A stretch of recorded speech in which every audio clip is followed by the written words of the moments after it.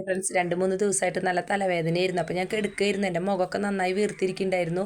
അപ്പോഴാണ് അനിയൻ ചിക്കനും തണ്ണിമത്തനൊക്കെ കൊണ്ടുവന്നത്. അപ്പോൾ ഞാനതൊക്കെ കഴുകി തരാമെന്ന് പറഞ്ഞു. അപ്പോൾ അമ്മ പറഞ്ഞു, വേണ്ട, ഞാൻ കഴുകി കറി വെച്ചുകൊണ്ട് നീ വേഗം ആശുപത്രിയിലേക്ക് പൊക്കോളാൻ.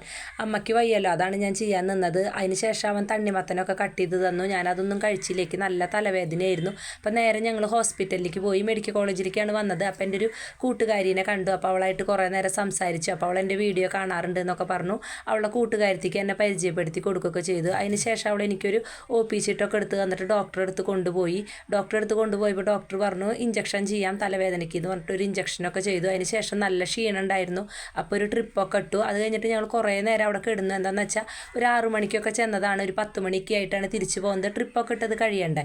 അതൊക്കെ കഴിഞ്ഞ് നേരെ ഞങ്ങൾ പോയിട്ട് ഒരു കുപ്പി വെള്ളമൊക്കെ വാങ്ങിച്ചു. വെള്ളമൊക്കെ വാങ്ങിച്ചതിന് ശേഷം ഞങ്ങൾ വീട്ടിലേക്ക് പോവുകയാണ്. അപ്പം അങ്ങനെ വീട്ടിലേക്ക് പോയി. അപ്പോൾ എൻ്റെ വീഡിയോ കാണാത്തവരൊക്കെ കാണണം, സബ്സ്ക്രൈബ് ചെയ്യണം, സപ്പോർട്ട് വേണം, കമൻറ്റ് ഇടണം.